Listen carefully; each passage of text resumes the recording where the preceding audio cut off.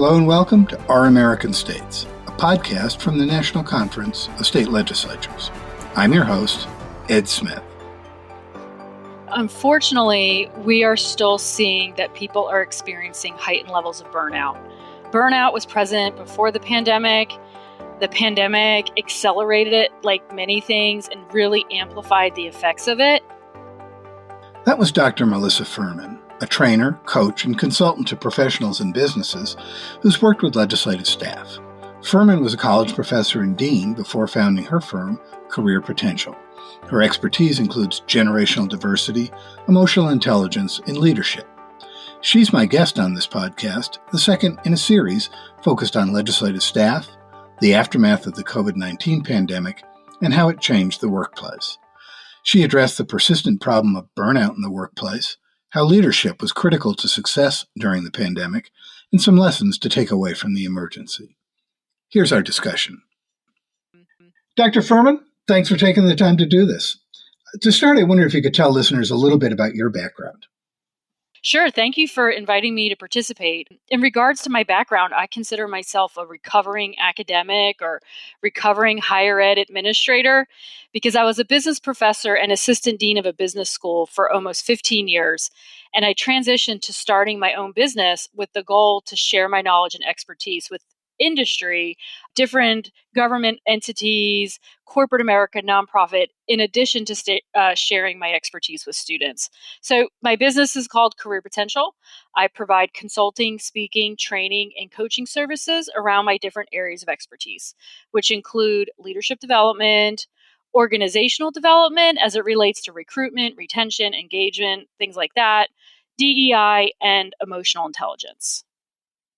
So I'm talking with you today as part of a series of podcasts aimed at legislative staff, state legislative staff. And the theme, I guess if you can call it that, is trying to make sense of what happened during the pandemic.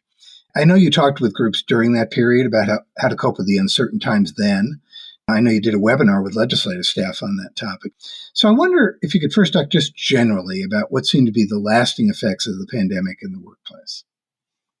Unfortunately, we are still seeing that people are experiencing heightened levels of burnout.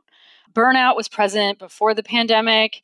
The pandemic accelerated it like many things and really amplified the effects of it. And burnout is basically defined as prolonged exposure to psychological stress. And we all experienced prolonged exposure to psychological stress throughout the pandemic. And we were kind of hoping as the dust settled, people would start recharging and their batteries would be recharged. However, we really haven't seen that. So the stress directly related to the pandemic has decreased. However, we're still seeing these heightened levels. People are functioning right at their tipping point, and the slightest challenge or stress has them bubbling over. And this is really creating some challenges in the workplace, especially for leaders as they're trying to navigate and manage folks who, even constituents, who have this heightened level of burnout. Let me talk to you specifically about the work environment of legislative staff, and along the lines of what you were just saying. They have jobs that can be very stressful, and they can be particularly stressful during session. And I wonder if you could talk about how critical leadership was during this disruption, this emergency, and if you think the lessons learned in that period can help leaders now that that emergency has passed. Yeah, and unfortunately, that was one of the upsides of the pandemic is somebody like me who researches and studies leadership. I was just foaming at the mouth, so excited to study this phenomena of what would happen. And yeah, absolutely. We know leadership was so critical during the disruption of the pandemic. But like I said earlier, the pandemic just amplified and accelerated additional disruptors. And the disruption continues to happen and unfortunately will continue to happen. As a result, relevant modern day leadership skills are needed more than ever. And a lot of leaders who are leading organizations really have not taken the time to assess whether or not they have the relevant modern day leadership skills needed. They need to think about their abilities, their capabilities, and are they aligned with the demands of the challenges that we're encountering today? So, for example, leaders today need to be well versed in change management. We know change is constant. We know it's not going away. And so leaders need to learn how to function in an ever-changing environment. And most leadership training paradigms, theories out there really didn't touch on this. I mean, transformational leadership maybe, but a lot of leaders today just are using the old skills and tools they've always used, and that's really not applicable or relevant for today. They also need to assess their ability to manage and lead diverse populations. We have the most diverse workforce and constituency in the history of America. And again, many leadership theories and paradigms and training were not designed with diverse populations in mind.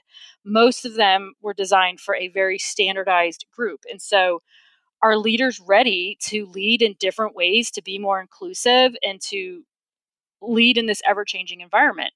Two more things. They need to learn how to make quick decisions using data. Data is more accessible than ever, but unfortunately, data can tell you any story you want it to tell. So, leaders just knowing how to read the data is one thing, but also how to be able to make decisions, quick decisions, using the data appropriately. And the last one I'm going to close with, just to kind of touch on a few here, is back to the piece of burnout. I mean, leaders need to know how to manage their own burnout and also how to lead and help others navigate this prolonged psychological stress that they're finding themselves in. They really, really need to be stopping and thinking, do I have what it takes to lead into the future? And if they don't, they need to be looking at ways that they can get those skills. So I'm interested in what you've said, both about that and also about burnout. Do you think, at least in the organizations you're interacting with, that you see people looking at this seriously and understanding that it's a problem, or not? Yes and no. In some sense, I'm really proud on how some organizations and how some leaders have really embraced this concept of mental health and well-being and identifying the signs and being more inclusive in providing treatments and care packages to help people with this. But also on the other side of it, unfortunately, I've seen the other 50% of leaders who still have a very authoritarian directive mindset of there's no crying in baseball, right? To quote A League of Their Own, you check your emotions at the door, you leave it at the door. This is all about resiliency and grit and overcoming adversity. We've all been through it before. Suck it up. We can do this. And so I'm seeing the split 50-50. Proud of the ones who are embracing it, helping people out, but then also disappointed in the ones who are really holding on to a different way of doing things where they're really not supporting the people the way that they could be. Let me ask you to drill down on that a little bit more. You've worked in all these areas. So when the pandemic happened, when the emergency came along, were you surprised at the leadership that was exhibited, how people reacted as professionals?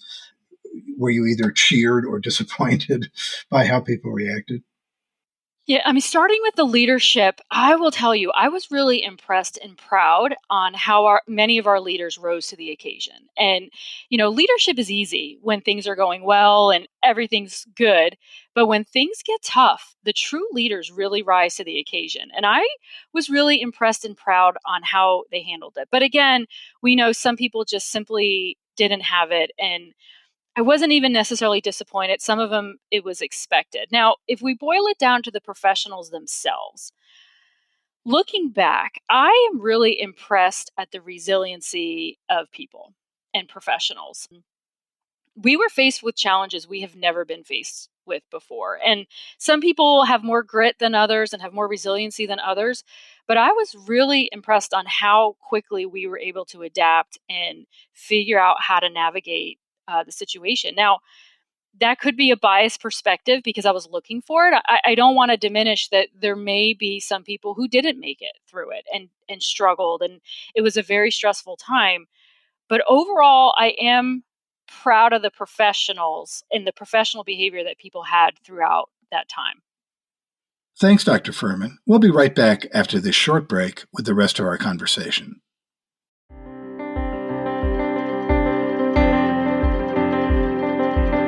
Do you work for a state legislature? Then you need to attend the National Conference of State Legislatures 2024 Legislative Summit. The summit is the only national meeting with programming dedicated to state legislative staff. Sessions offer a variety of training sessions designed to take your professional skills to the next level. Attend one of our general sessions featuring Brain Rules author John Medina or popular staff favorite Eric Bailey, or take advantage of great professional development sessions and meet your colleagues at the dozens of staff association breakouts. You'll walk away feeling more inspired, more connected, and more informed. Regardless of your area of interest or responsibility, you will receive best-in-class training from experts designed to deliver engaging, high-quality sessions designed to enhance your career. Learn more by going to ncsl.org/summit. We look forward to seeing you there.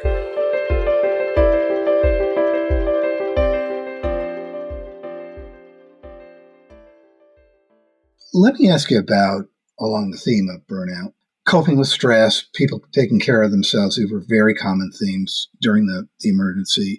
And I wonder what kind of tools people turn to, and if you think some are more effective than others. The effectiveness depends on the person. There's a lot of different tools out there, and some tools work better for others and not so much for other people. In many cases, you have to look at the tools that are out there and which one would work best for you based on your needs and what you need. So things like mindset reframing. I mean, the human mind is a very, very powerful tool, and it could be also a very destructive tool. And so for some people, they just needed to do mindset reframing. I mean, myself, I even had to do that. I had to get in the mindset. As a matter of fact, I'll share with you, I was just being pouty recently because I had to cancel a vacation because of a personal matter that had to be taken care of. And then I reminded myself that for 2 years, nobody took a vacation and I got through it and we did just fine. And that's because during that pandemic, you really didn't have a choice. And we had to find ways to create vacations, right? In our living rooms and our backyards. And so for some, they used mindset reframing, focusing on the positives, focusing on gratitude exercises, and that worked. Other people needed to just practice self-care, finding things that really made them happy, find things that helped them recharge, and they leaned into that and did more of that. Maybe they picked up a new hobby, or they started a tournament within their family where they were playing a game, whatever it was. Some people confronted the change or cause of the burnout. And that was kind of interesting too, because we heard about the great reflection, where one of the double edged swords that came out of the pandemic was people reflected upon A, what was most important to them, but also B, they weren't happy with the lifestyle that they were living. And so they were brave to use this opportunity to confront the challenges that were causing the burnout.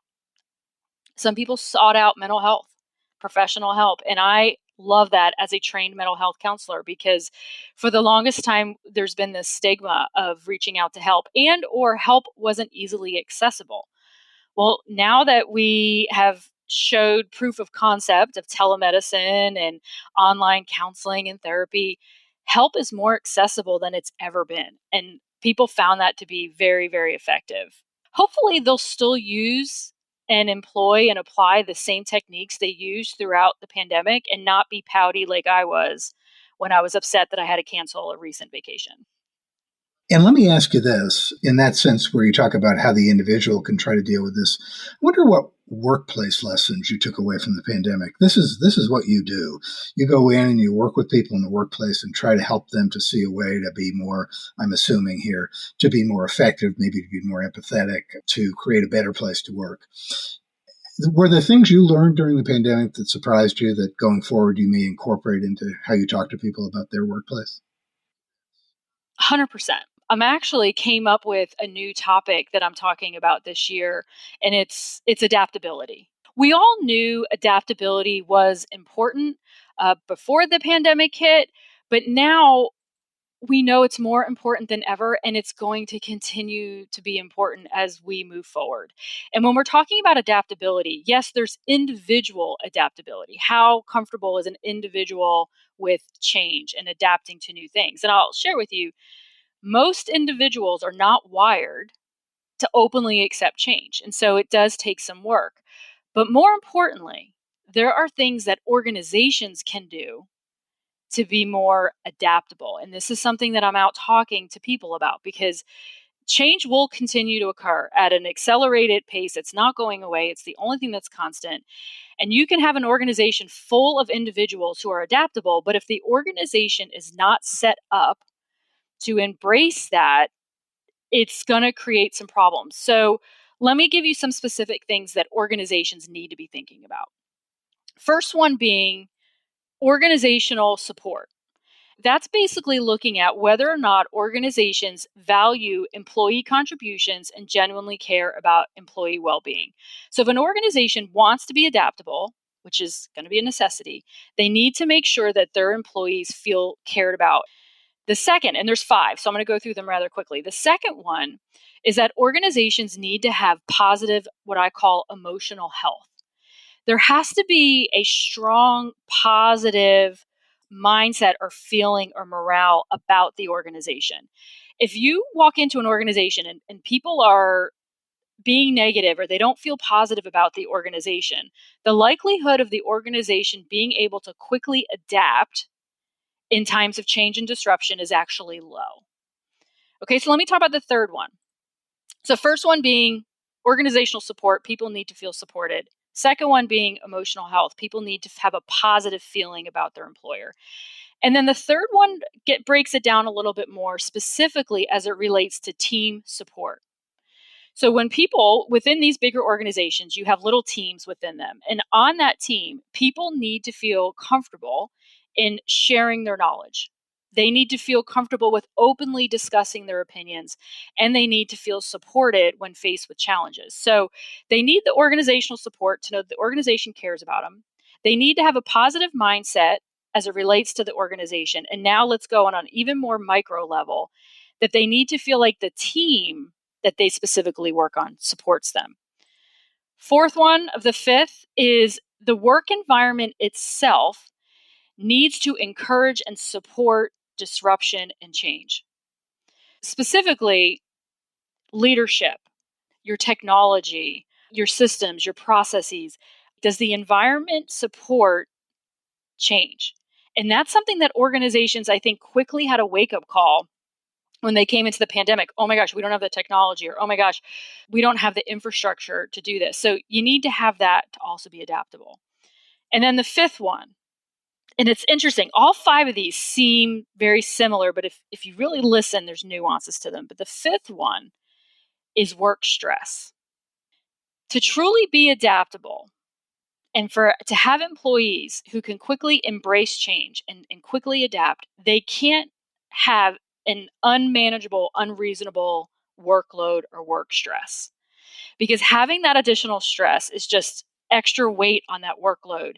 And so right now, I'm working with some organizations to do what we call workload efficiency studies, where we're looking at the actual workload on each person's plate, but then also looking at the perception of the workload on each person's plate. Because again, one of the many things that came out of the pandemic is people picked up new roles, new responsibilities, new tasks, or a position was vacated and they kept it vacated and they distributed the work amongst 5 other people without really assessing, was there room on people's plate to distribute that work? Or the way that our work is distributed, have we revisited that in 50 years? Does it make sense that we're doing it the way that we've always done it?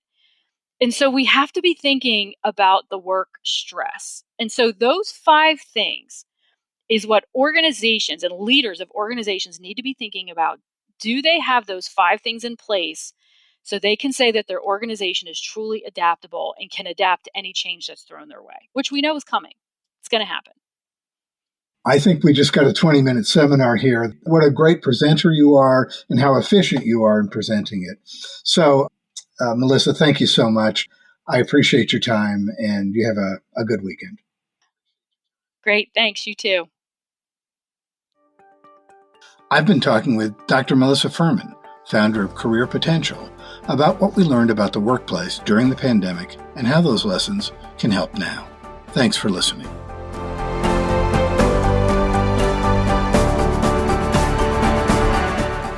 You can check out all the podcasts from the National Conference of State Legislatures by searching for NCSL Podcasts wherever you get your podcasts. This podcast, Our American States, dives into some of the most challenging public policy issues facing legislators. On Across the Aisle, host Kelly Griffin tells stories of bipartisanship. Also check out our special series, Building Democracy, on the history of legislatures.